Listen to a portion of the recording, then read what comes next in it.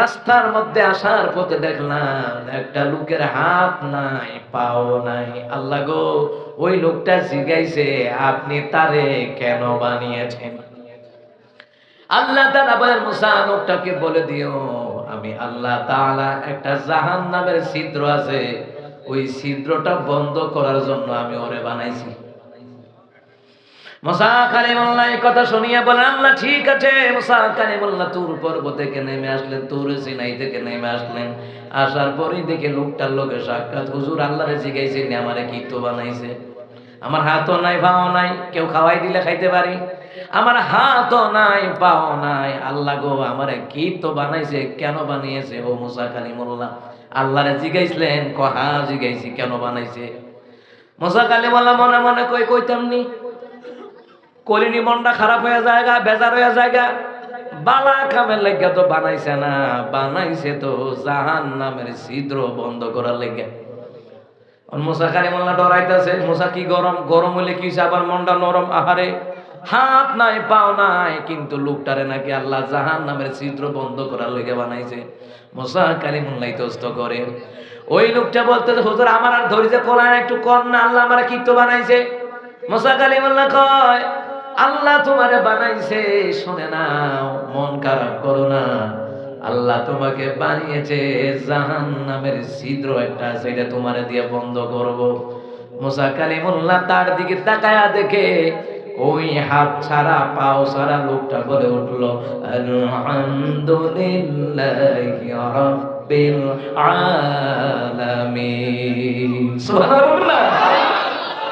মুসা কওমা ভাবলাম কি হইল কি, বাপজি এই কথা মুন্নাতে কান্দাকাটি করবো, বিলাপ টিলাপ করবো বেডিতের মতন। ও হ্যাঁ দেখো আলহামদুলিল্লাহ, ঘটনা কি? এই বেটা হাত নাই ভাও নাই, তোমারে বানাইছে আল্লাহ জাহান্নামের ছিদ্র বন্ধ করবো, বুঝছো নি কিটা? আগুন আগুন, জাহান্নামের আগুন। ওই জাহান্নামে যেই দেওয়ালের ছিদ্র আছে, ছিদ্রটা জোড়া দিব তোমার দিয়া। হুজুর আপনি ভাবছেন আমার মনটা খারাপ না খুশি? কারণ আমার যে হাত নাই পাও নাই, এত বছর ধরে আমি ভাবতেছি আল্লাহ মনে আমার ভুল লেগেছে গা, আল্লাহ যে আমার ভুলছে না, এর লেগে খুশি। লাগাক না জাহান্নামের জোড়ার মধ্যে, এটা তো আল্লাহ তো বানাইছে, এর লেগে আমি খুশি। কিতাবের মধ্যে রেখে সাথে সাথে ওই লোকটার দুইটা হাত দুইটা পা জায়গার মধ্যে আল্লাহ তাআলা তৈরি করে দিয়েছে। এই জন্য ওয়ামাই ইয়াশকুরু ফাইন্নামা ইয়াশকুরু লিনাফসিহি, যে ব্যক্তি শুকর করে এটা তার নিজের জন্য হয়। সুবহানাল্লাহ বলবেন না? এই জন্য আপদে বিপদে মুসিবতে কখনো মন খারাপ করবেন না। শত্রুর আক্রমণ হয়েছে, বিপদ হয়েছে, মুসিবত হয়েছে, মন খারাপ করবেন না, আলহামদুলিল্লাহ বলে আল্লাহর কাছে দিয়া দেন, আল্লাহ ফায়সালা করতে পারে। কথা বলে ঠিক কিনা? বিপদে মুসিবতে সহায়তা করো তুমি, দুঃখ বেদনা সান্ত্বনা তুমি, হারানোর ব্যথা যদি ঘিরে ধরে আমাকে, হারানোর ব্যথা যদি ঘিরে ধরে আমাকে, আল্লাহ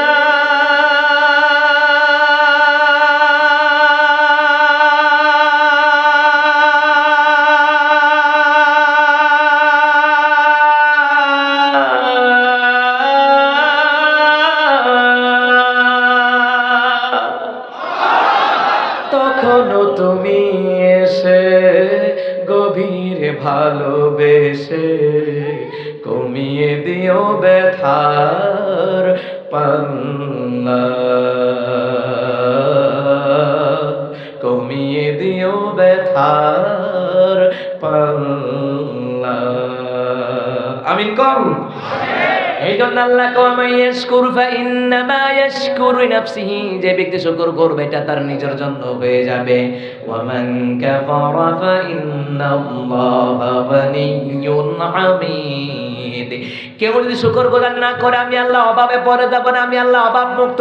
কেউ যদি শুকর গুজার না করে আমি আল্লাহ গরিব হয়ে যাব না, আমি আল্লাহর প্রশংসা কমে যাবে না, আমি আল্লাহ তাআলা চির প্রশংসিত। সুবহানাল্লাহ বলবেন না? ও মুসলমান ইমানদাররা, এই জন্য মনে রাখবেন শুকর গুজার করলে নিজের লাভ হয়। কেমনে হয়? নবী আলাইহিস সালাম বলেন মেরাজের রাতে জান্নাতের ভিতরে আমি ঢুকলাম। সুবহানাল্লাহ বলবেন না? মেরাজের রাতে রাসূল বলেন জান্নাত দেখলাম জাহান্নামও দেখলাম, সপ্তম আসমান পারে দিয়ে আরশে মুআল্লায় গেলাম। জান্নাতে ঢোকার পরে দেখি সুন্দর একটা ঘর, এত সুন্দর ঘর আমি রাসূল দুনিয়ার জীবনে দেখি নাই। এমনি নবী আলাইহিস সালাম বলেন ও জিবরাইল মান হাউলা, ইয়া জিবরাইল, ও জিবরাইল এই লোকগুলো কারা এই জান্নাতের ভিতরে? ও জিবরাইল এত সুন্দর ঘর জান্নাতের ভিতরে দেখলাম, এই ঘরটা কাদের জন্য বানানো হয়েছে? এত সুন্দর ঘর দুনিয়ার জীবনে আমি দেখি নাই। জিবরাইল বলেন ওগো রাসূলুল্লাহ এই ঘরের মধ্যে কোনো কিছু লেখা আছে নি? দেখেন নবী বললেন হ্যাঁ লেখা আছে, দরজার মধ্যে লেখা আছে বাইতুল হামদ, প্রশংসাকারীদের ঘর। জিবরাইল বলেন ওগো রাসূলুল্লাহ এই বাইতুল হামদ নামক ঘরটা দুনিয়ার তাদের জন্য রাখা হয়েছে, এক নাম্বার যারা পুরুষ মানুষ, যারা ব্যবসায় লস খায় তারপরও আলহামদুলিল্লাহ, বিপদে পড়ে আলহামদুলিল্লাহ, মুসিবতে পড়ে আলহামদুলিল্লাহ, সর্বক্ষেত্রে আপদে বিপদে মুসিবতে সর্বক্ষেত্রে ইনকাম কম হোক আর বেশি হোক হালাল পথে পড়ে আলহামদুলিল্লাহ, ওই আলহামদুলিল্লাহ বলনে ওয়ালা ব্যক্তিদের জন্য জান্নাতের ভিতরে বাইতুল হামদ নামক ঘরটা জোরে বলুন তো বানিয়ে রাখছেন কে?